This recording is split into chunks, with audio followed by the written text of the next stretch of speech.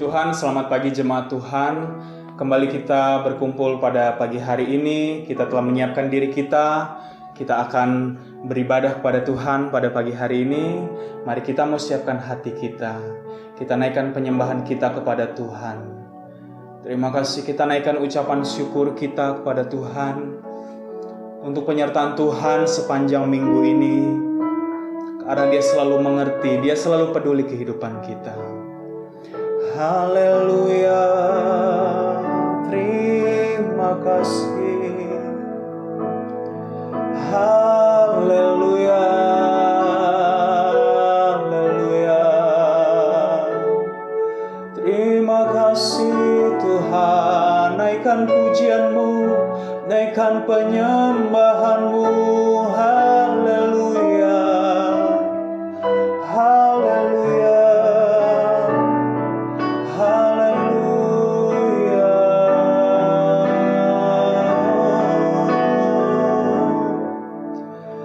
Allah mengerti, Allah peduli segala persoalan yang kita hadapi. Tak akan pernah dibiarkannya ku bergumul sendiri, sebab Allah mengerti. Terima kasih. Mari sidang jemaat Tuhan, saya undang kita semua untuk bangkit berdiri. Terima kasih Tuhan. Banyak perkara yang tak dapat ku mengerti. Mengapakah harus terjadi di dalam kehidupan ini? Satu perkara yang ku simpan dalam hati, tiada sesuatu kan terjadi tanpa Allah peduli. Allah mengerti, Allah mengerti, Allah peduli segala persoalan yang kita hadapi. Tak akan pernah dibiarkannya ku bergumul sendiri, sebab Allah mengerti. Haleluya, Allah mengerti, Allah peduli segala persoalan yang kita hadapi. Tak akan pernah dibiarkannya ku bergumul sendiri, sebab Allah mengerti, sebab Allah peduli, sebab Allah peduli, sebab Allah mengerti, sebab Allah mengerti.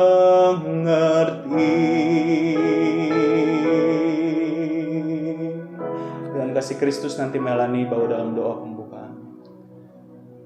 Terima kasih ya Tuhan untuk kebaikan Tuhan, penyertaan Tuhan dalam kehidupan kami. Oleh sebab itu ya Tuhan, pada pagi hari ini ya Tuhan, kami mengakui kebesaran-Mu ya Tuhan. Kami mengakui kasih setia-Mu ya Tuhan, yang membuat kami ya Tuhan rindu untuk beribadah kepadamu ya Tuhan. Karena hanya kepadamu ya Tuhan pujian kami mau naikkan. Ucapan syukur kami mau naikkan hanya kepadamu ya Tuhan. Oleh sebab itu, pada pagi hari ini ya Tuhan, kiranya Engkau yang mengampuni segala dosa dan kelemahan kami ya Tuhan. Engkau yang melayakkan kami ya Tuhan untuk kami bisa melayani-Mu ya Tuhan, untuk kami bisa menaikkan puji-pujian kepadamu ya Tuhan. Kiranya lewat pujian yang akan kami naikkan, boleh memberkati umat-umat-Mu yang hari-hari ini dalam pergumulan, bahkan lebih daripada itu kami boleh menyenangkan hati-Mu ya Tuhan, karena nama-Mu yang ditinggikan. Terima kasih ya Tuhan, kami siap untuk memuji dan meninggikan Engkau. Hanya di dalam nama Tuhan Yesus Kristus kami berdoa mengucap syukur. Haleluya. Amin. Puji Tuhan, jemaat Tuhan kembali dipersilakan duduk. Kita masih mau memuji membesarkan nama Tuhan karena Dia Allah yang selalu mengerti kita dan Dia adalah Allah yang sanggup untuk melakukan segala perkara.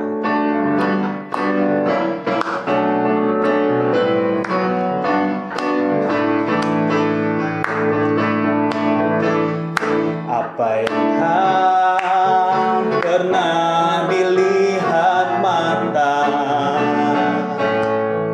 yang tak pernah didengar telinga, yang tak pernah timbul di dalam hati, semua disediakannya bagi yang mengasihi Dia. Apa yang tak pernah dilihat mata, yang tak pernah didengar telinga, yang tak pernah timbul di dalam hati, semua disediakannya bagi yang mengasihi Dia.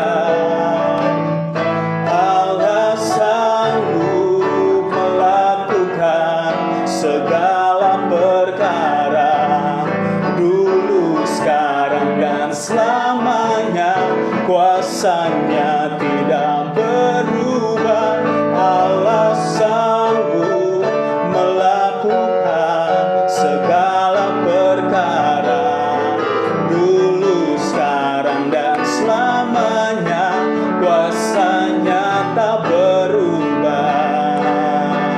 Oh, Allah sanggup melakukan segala perkara, dulu, sekarang, dan selamanya. Kuasanya tidak berubah. Allah sanggup melakukan segala perkara, dulu, sekarang, dan selamanya. Kuasanya tak berubah, dulu, sekarang, dan selamanya. Dulu, sekarang, dan selamanya. Dulu, sekarang, dan selamanya. Kuasanya tak berubah.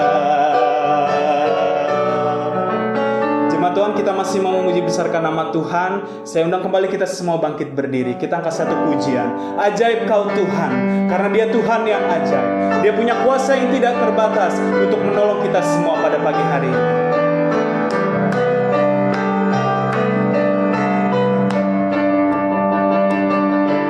Tak terbayang kebesaran-Mu dan tak terbanding kekuatan-Mu Tuhan. Kau megah bagiku, segenap jiwa dan pengharapan kan ku serahkan untuk rencana-Mu Tuhan. Kau Raja atasku, hanya Kau yang layak ditinggikan. Oh, ajaib Kau Tuhan, agung dan perkasa. Kau sumber kemenanganku,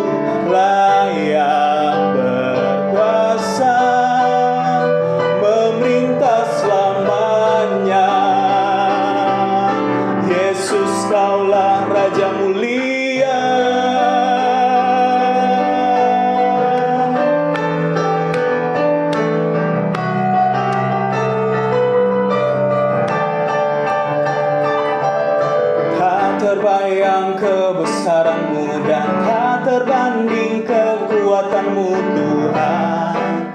Kau megah bagiku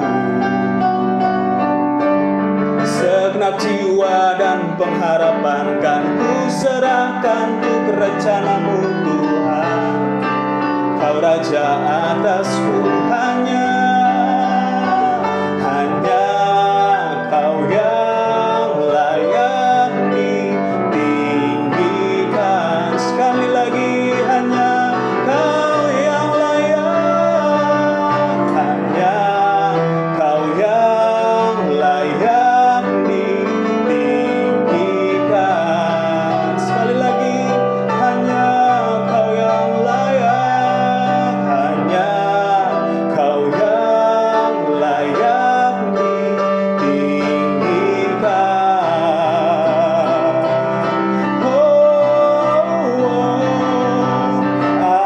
Ajaib Kau Tuhan, agung dan perkasa.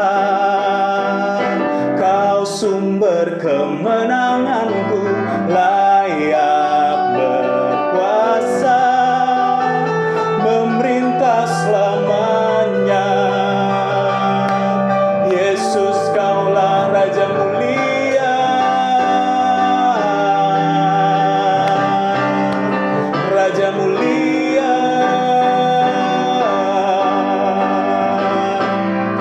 Raja mulia. Puji Tuhan, kita siapkan hati kita untuk mendengarkan firman Tuhan. Jemaat Tuhan tetap bangkit berdiri. Terima kasih Tuhan. Begitu banyak peristiwa yang tidak kita pahami dalam kehidupan kita, tapi kita percaya pertolongan kita datang dari Tuhan yang selalu memelihara kita. Kita angkat pujian ini, jawaban hidupku. Yesus salah satu-satunya jawaban dalam kehidupan kita semua. Terima kasih. Haleluya.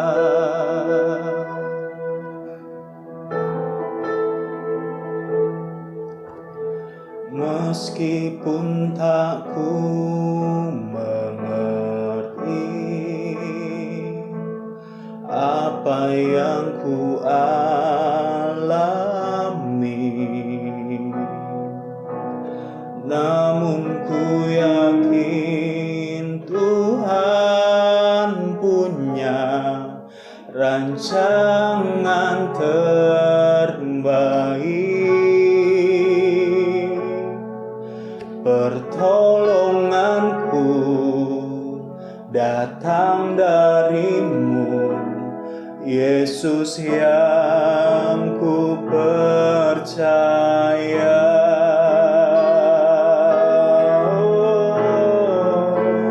Yang tak mungkin bagiku, semua mungkin bagimu. Hanya Engkaulah jawaban hidup.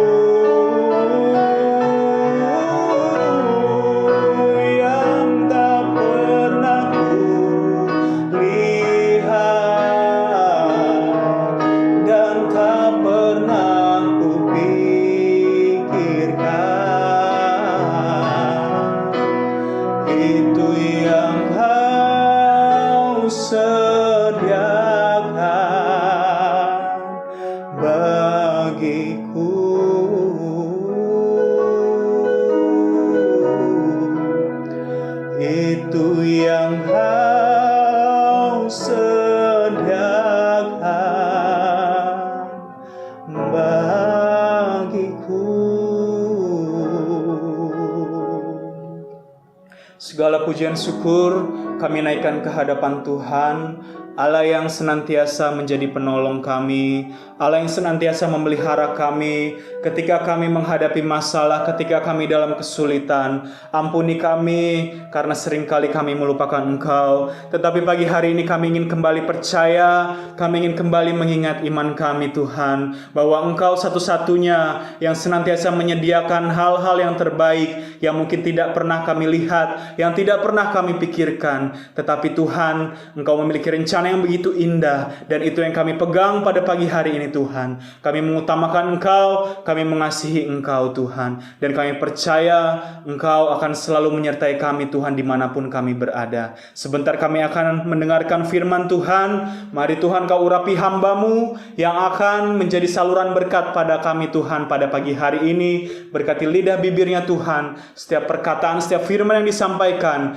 benarlah merupakan isi hati Tuhan. Terima kasih, kami siap mempersiapkan tanah hati kami yang terbaik untuk menerima benih kebenaran firman-Mu. Dalam nama Tuhan Yesus Kristus, haleluya, amin. Jemaat Tuhan dipersilakan duduk kembali. Pekerjaan selanjutnya saya serahkan kepada Bapak Gembala. Selamat pagi saudara-saudara jemaat Batra yang saya kasih dalam Tuhan. Dah haleluya, puji Tuhan. Pagi hari ini kita akan melihat satu pembacaan firman Tuhan di dalam Lukas pasalnya yang pertama, ayatnya yang ke-37. Lukas pasal pertama, ayatnya yang ke-37. Sebab bagi Allah tidak ada yang mustahil. Amin. Amin, jemaat Batra. Bagi Allah tidak ada yang mustahil. Bagi orang percaya tidak ada yang mustahil. Nah, judul khotbah pada pagi hari ini, takkan ada yang mustahil bagi Allah. Kalau kita percaya. Kita akan lihat ayat selanjutnya. Matius pasal 17 ayatnya yang ke-20. Matius pasal 17 ayatnya yang ke-20. Matius 17 ayat 20. Nah, Matius 17 ayat 20. Ia berkata kepada mereka, maksudnya Yesus, karena kamu kurang percaya. Ya kan? Jadi tidak ada yang mustahil bagi orang percaya, tidak ada yang mustahil bagi Allah. Tapi ada juga yang tidak percaya. Ia berkata kepada mereka, Matius pasal 17 ayat 20, ia berkata kepada mereka, karena kamu kurang percaya. Sebab aku berkata kepadamu sesungguhnya, sekiranya kamu mempunyai iman sebesar biji sesawi saja, kamu dapat berkata kepada gunung ini, pindah dari tempat ini ke sana, maka gunung ini akan pindah, dan takkan ada yang mustahil bagimu. Ini memang ada yang berkata bahwa ini lukisan gunung, masalah persoalan. Tapi saya pernah membaca sebuah cerita ketika, kalau tidak salah di Jepang, nanti saudara cek lagi ya. Ketika anak-anak Tuhan ini berdoa, mereka itu kepingin sekali, mereka punya tempat ibadah itu melihat langsung ke laut. Tapi ada bukit yang menghalangi. Lalu mereka berdoa. Ini ya nanti kita cek saja kebenarannya ya. Lalu mereka berdoa, dan ketika mereka berdoa terjadilah gempa bumi. Ketika gempa bumi itu terjadi, bergeserlah itu bukit. Bergeser seperti ya kita sudah lihat di Sulawesi Tengah ya, bagaimana tanah bergerak. Nah kira-kira demikian, dan akhirnya hilanglah itu bukit. Awalnya kalau gunung besar juga, jadi kayak bukit aja begitu saudara, tapi bisa disebut gunung. Nah, gambaran-gambaran ini menunjukkan bahwa Tuhan hanya menginginkan iman seperti biji sesawi. Bukan besar, tapi cuma kecil. Kadarnya kecil. Tapi bisa memindahkan gunung, persoalan masalah. Nah, tapi di awal tadi dia berkata bahwa karena kamu kurang percaya. Seandainya kamu percaya, kamu bisa memindahkan gunung. Asalkan iman kamu itu ada. Iman itu ditujukan kepada Tuhan. Nah, Paulus juga berkata di dalam 2 Korintus pasal 5 ayat 7. Sebab hidup kami ini adalah hidup karena percaya, bukan karena melihat.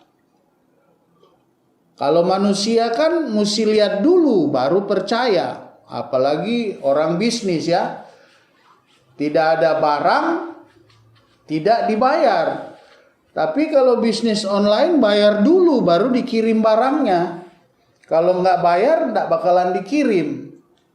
Nah, iman didefinisikan di dalam Ibrani pasalnya yang pertama ayatnya, Ibrani pasal 11 ayatnya yang pertama dikatakan di sana, iman adalah dasar dari segala sesuatu yang kita harapkan dan bukti dari segala sesuatu yang tidak kita lihat. Jadi iman itu mata jasmani tidak melihat, tapi roh kita itu dapat melihat. Mata iman. Nah, iman adalah dasar dari segala sesuatu yang kita harapkan. Apa yang kita harapkan? Ya sorga, saudara-saudara ya. Segala sesuatu yang kita inginkan di dalam Tuhan. Bukan keinginan-keinginan jasmani, harapan yang sia-sia. Iman adalah keyakinan dan harapan teguh bahwa Allah akan menggenapi semua yang telah dijanjikannya kepada kita di dalam Kristus. Jadi dikatakan iman adalah dasar dari segala sesuatu yang kita harapkan di dalam Tuhan. Sorga, dia pasti menepati janjinya kalau saudara setia. Iman adalah bukti dari segala sesuatu yang tidak kita lihat. Jadi iman itu menunjukkan kepada akal budi itu tidak bisa kenyataan bahwa hal-hal yang tidak dapat dicerna oleh mata jasmani itu, itulah yang akan disediakan Allah bagi kita orang percaya. Karena walaupun banyak orang bilang sudah bolak-balik sorga, tapi secara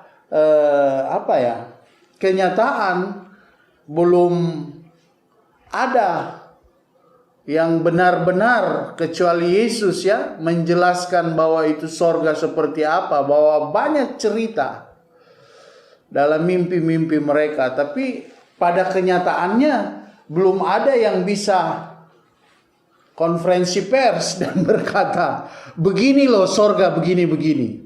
Nah, nanti kalau kita sudah di sana ya. Jadi iman yang Yesus inginkan adalah iman sejati, bukanlah percaya kepada iman itu sendiri, tetapi kepada Tuhan. Itu yang pertama. Beriman, saya beriman, tapi nggak tahu kemana imannya. Beriman tidak setia kepada Tuhan, harus ditujukan kepada Tuhan. Saya tidak lupa itu cerita ketika Pendeta Awondatu Om Yoyo, kita sering panggil almarhum ya. Waktu itu sekitar tahun 2005-2006. Saya sekolah di sana, saudara-saudara, waktu kelas 1.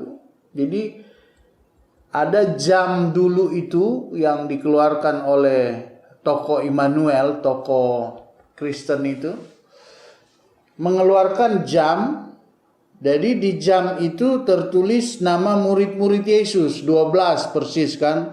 Wah, jadi keren sekali waktu itu saudara-saudara ya. Dibagilah ke kelas 2. Setelah dibagi ternyata tidak cukup dibagi kepada kami waktu itu kelas 1. Jadi Om Yoyo bilang, pasti nanti dikasih juga kelas 1. Tapi ada kata-kata Om Yoyo, apakah dia bercanda, apa serius? Tapi di situ saya mau katakan iman itu hanya kepada Tuhan. Dia berkata, nggak usah pakai iman,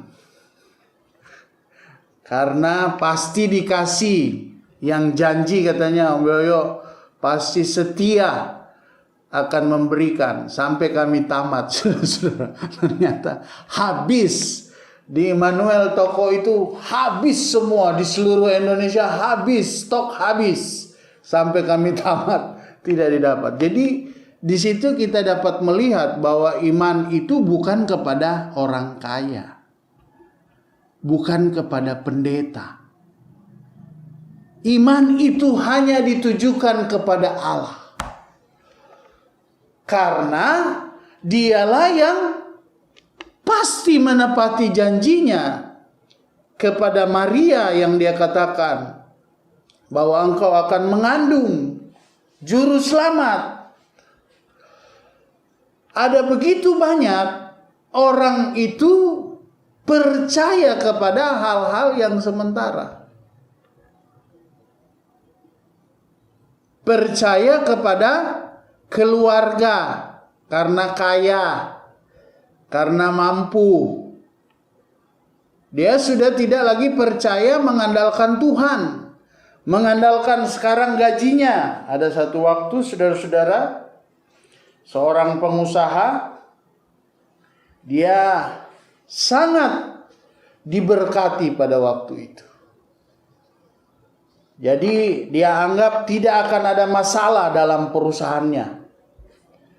Tapi ada satu ketika saya bersama dengan Om Joni ya waktu itu. Om Joni berbicara bukan dari Om Joninya ya.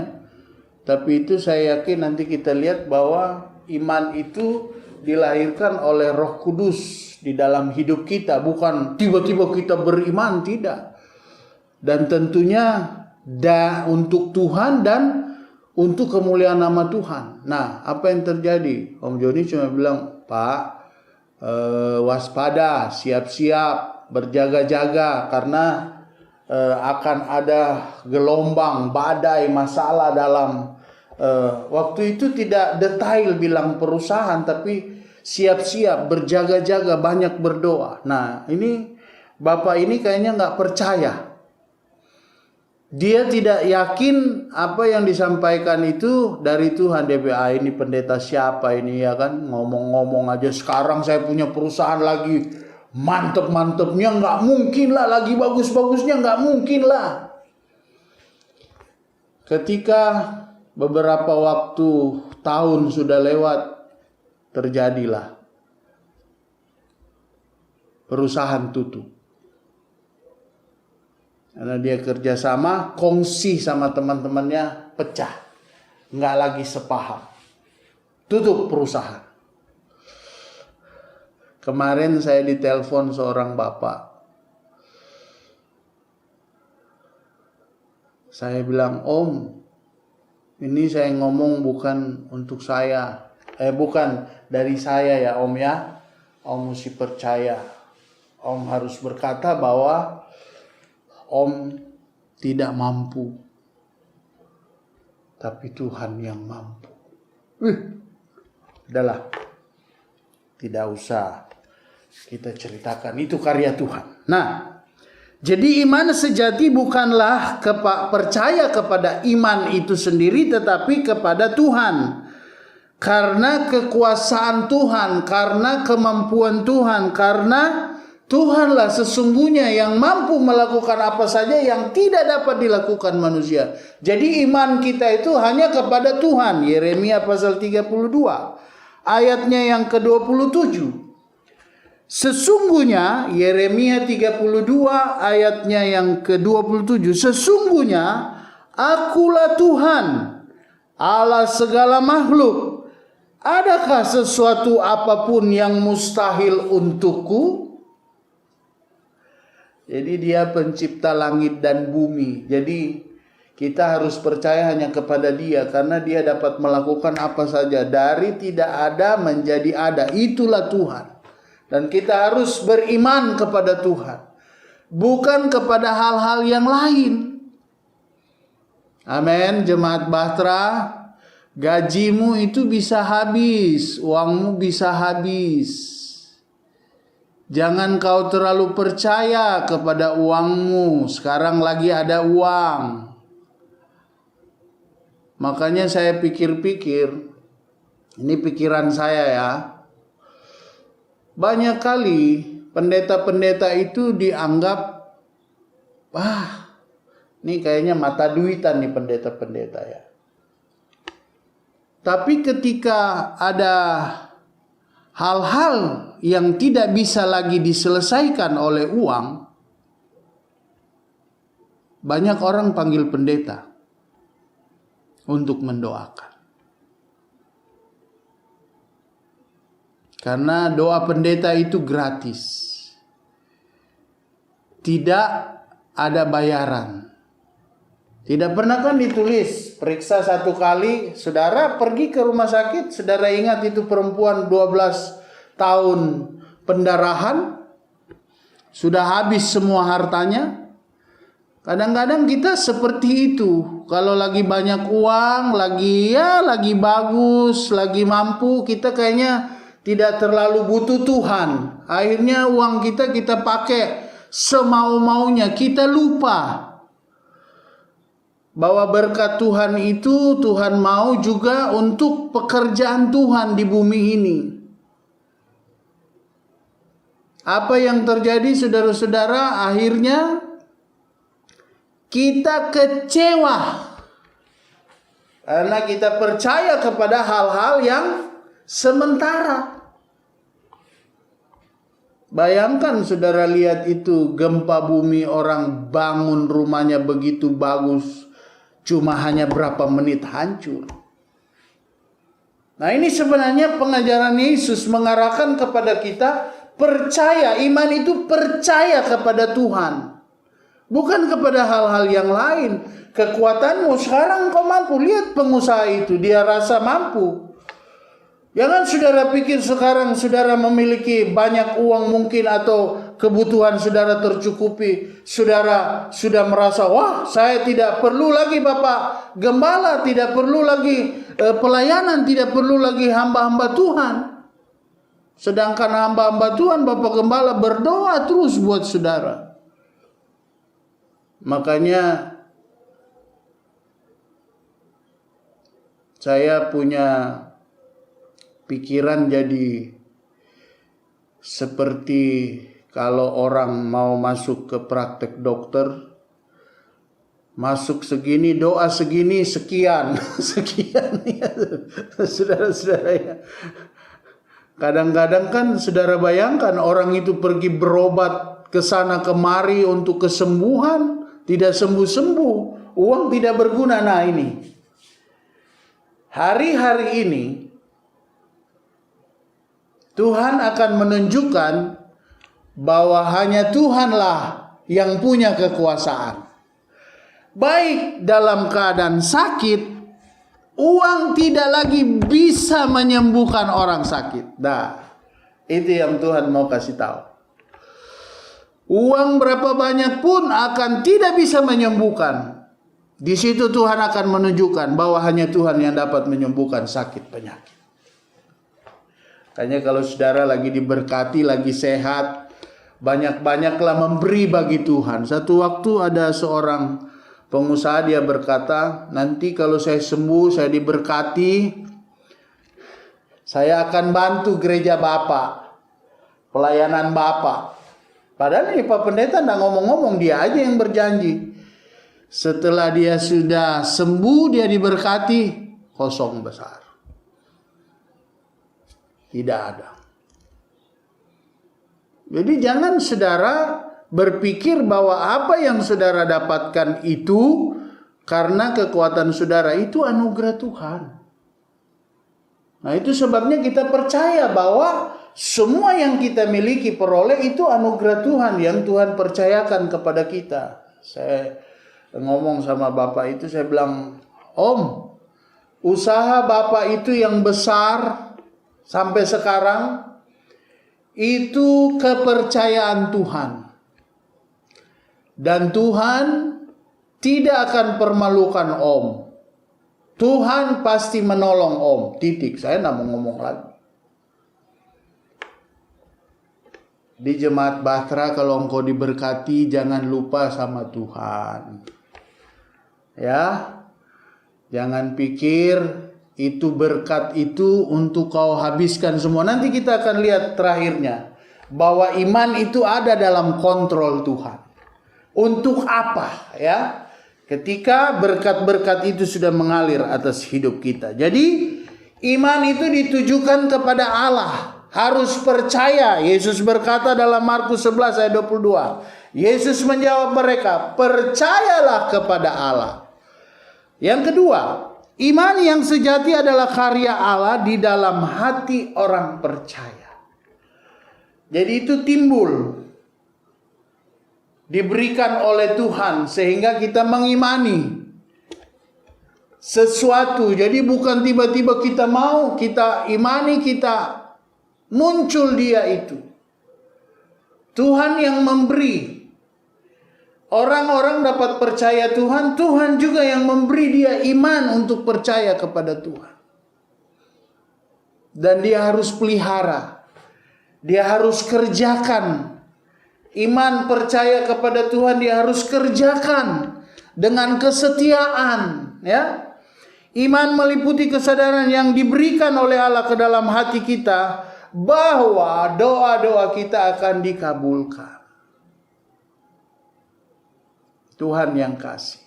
Tiba-tiba Tuhan kasih ini. Sampai berantem saya sama, bukan berantem sih. Ibu bilang, tunggu dulu, jangan dulu begini. Padahal Tuhan udah bilang tanah.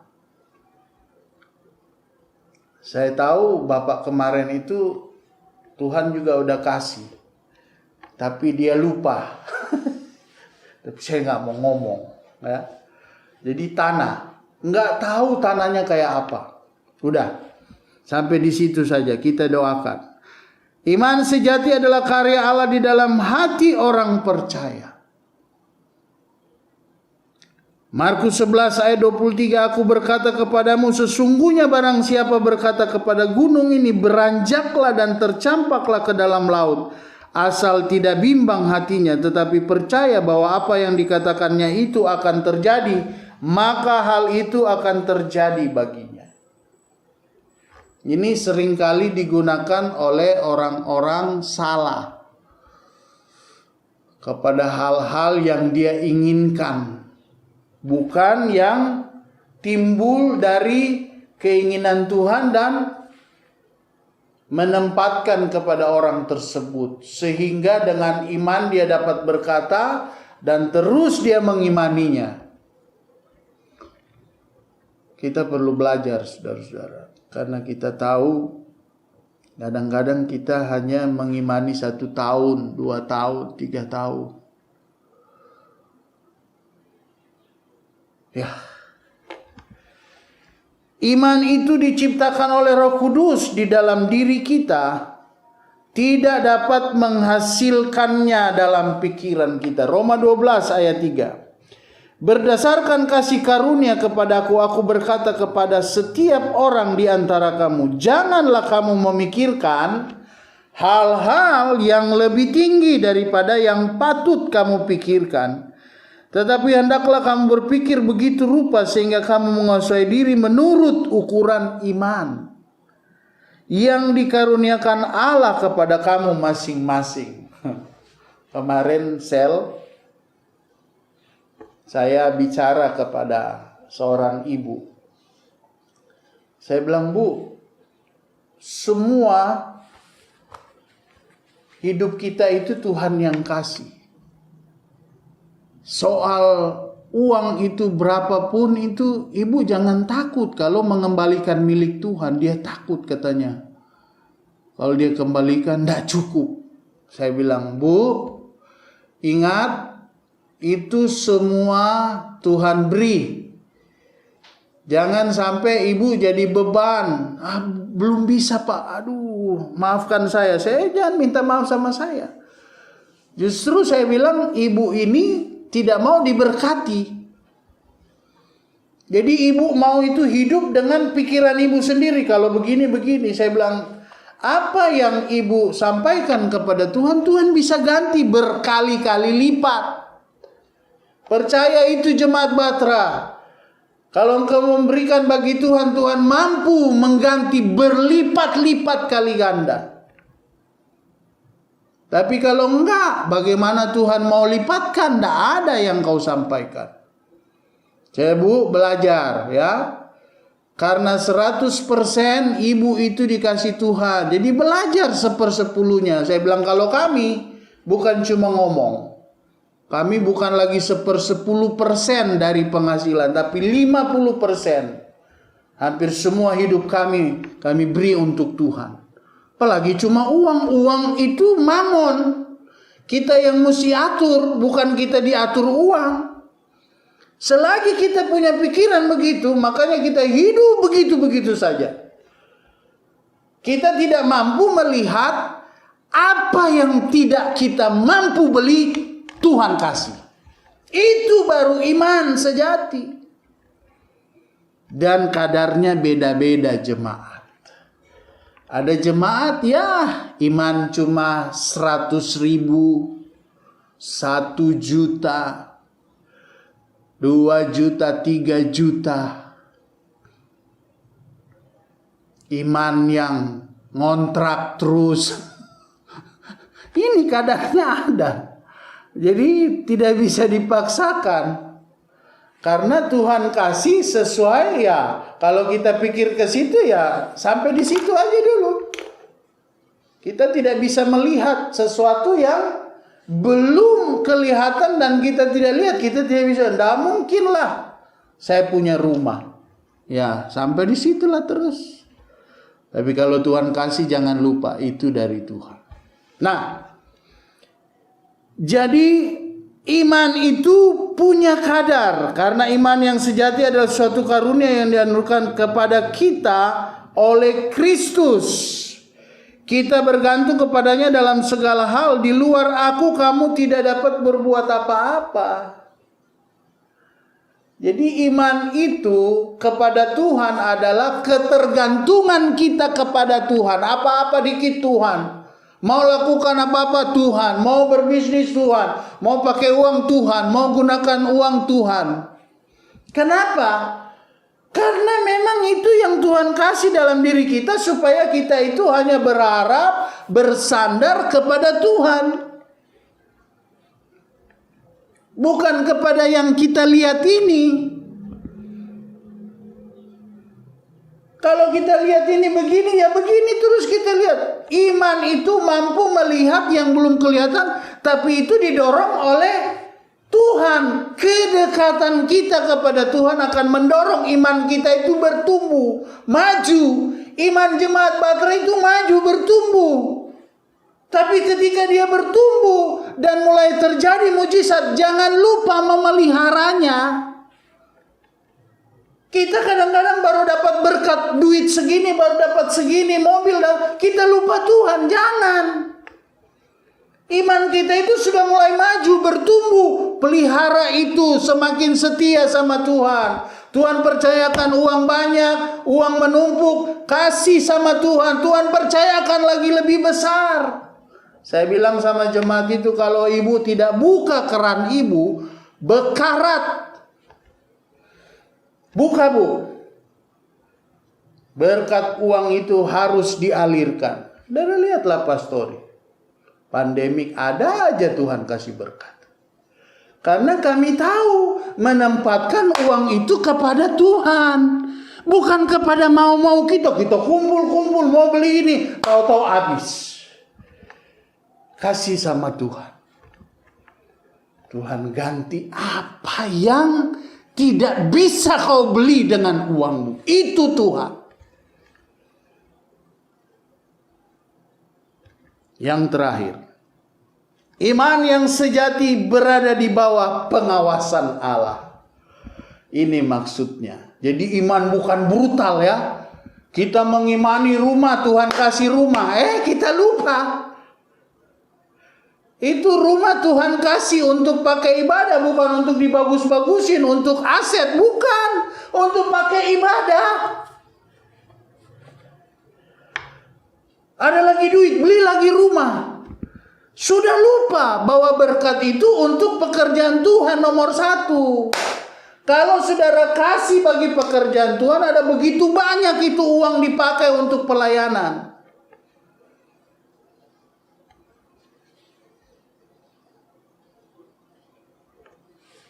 Beli. Ya ini dalam pengawasan Tuhan. Jadi jangan saudara lupa bahwa Tuhan mengawasi itu yang Dia berikan kepada kita. Yang kita sudah imani, rumah diawasi, mobil, usaha diawasi. Iman dianugerahkan berdasarkan hikmat dan kasih. Iman itu dianugerahkan untuk melaksanakan apa? Kehendak Allah. Supaya apa? Terungkaplah kasih Tuhan kepada anak-anaknya.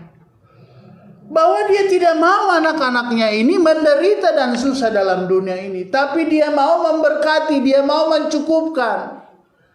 Supaya apa? Supaya anak-anaknya itu melakukan kehendaknya. Jadi Tuhan itu kasih rumah, saudara itu semakin setia sama Tuhan, cinta sama Tuhan. Bukan malah saudara pikir, saya harus bekerja lagi lebih baik supaya saya dapat lagi gaji baru. Tiba-tiba saudara sakit. Dan rumah itu bisa habis untuk membiayai satu penyakit. Jadi kalau Tuhan kasih berkat, kasih untuk Tuhan. Karena Tuhan mengawasi. Tuhan menjaga. Supaya kita ini tidak lari dari kehendaknya karena berkat Tuhan. Kita sudah mengimani, diuji lagi. Orang yang punya usaha diuji ketika dia dalam keadaan susah dan sulit. Dia percaya enggak sama Tuhan. Ketika Abraham sudah dikasih Ishak, diuji lagi.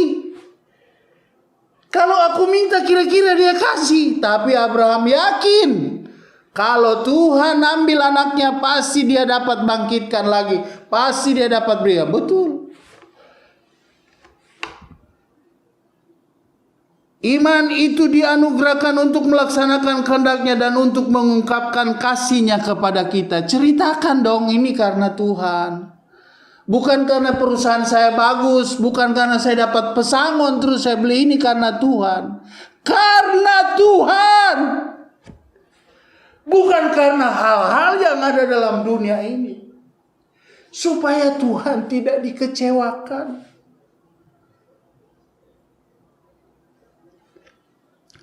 Yakobus 4 ayat 3, ayatnya yang terakhir.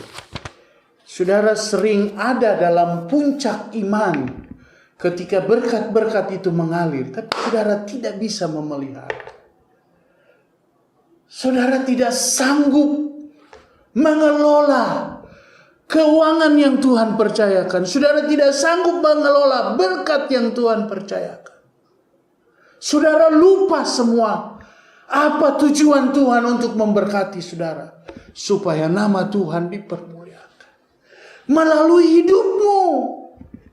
Bukan melalui kerjamu, bukan melalui keluargamu, bukan melalui uangmu. Tapi melalui berkat Tuhan. Engkau harus menyembah dan mengagungkan Tuhan. Itu yang Tuhan mau. Yakobus 4 ayat 3. Atau kamu berdoa juga, tetapi kamu tidak menerima apa-apa karena kamu salah berdoa. Sebab yang kamu minta itu hendak kamu habiskan untuk memuaskan hawa nafsu. Minta-minta terus, tidak pernah dikasih Tuhan. Makanya ketika kita dapat, ingat saudara-saudara, jangan menghabiskannya dengan keinginan-keinginan yang bukan dalam kehendak Tuhan. Dan akhirnya kita habis sampai di situ. Jangan. Tuhan mau berkat itu terus mengalir dalam kesetiaan kita kepada Tuhan. Puji Tuhan, sampai di sini firman Tuhan. Bapa Surgawi, terima kasih Tuhan atas renungan firman-Mu, mengingatkan jemaat Batra.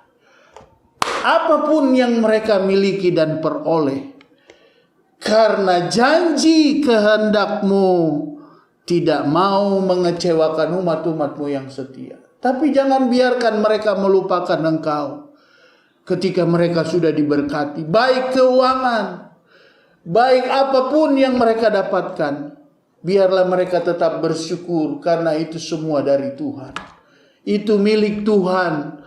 Kami hanya dipercayakan mengajar jemaat untuk tidak percaya, mengimani. Iman mereka hanya kepada uang, kepada rumah, kepada mobil, kepada harta. Bukan. Tetapi kepada Tuhan. Karena semua yang Kau berikan di dalam dunia ini akan berlalu. Kami juga berdoa buat umat-umat-Mu yang terus berdoa untuk kebutuhan, keperluan mereka. Kami yakin Engkau pasti sediakan. Jangan biarkan mereka berdoa untuk memuaskan keinginan-keinginan mereka sehingga doa-doa mereka tidak dijawab. Terima kasih Tuhan. Terpuji nama-Mu. Akhirnya saudara-saudara, terimalah berkat anugerah daripada Allah Bapa. Cinta kasih sayang daripada Tuhan Yesus Kristus. Penghiburan kekuatan daripada Roh Kudus. Menyertai kita semua. Menyertai jemaat Batra di rumah masing-masing. Dan menyertai kami semua yang mendengarkan khotbah ini. Saat ini dan sampai selama-lamanya. Dalam nama Tuhan Yesus Kristus. Semua kita yang diberkati Tuhan berkata, amin. Persembahan tidak usah disampaikan. Harus saudara sadar sendiri. Tuhan memberkati. Tuhan menjaga kesehatan saudara. Dan Tuhan akan melindungi dalam setiap perjalanan aktivitas kita semua. Puji Tuhan, selamat pagi, Tuhan memberkati.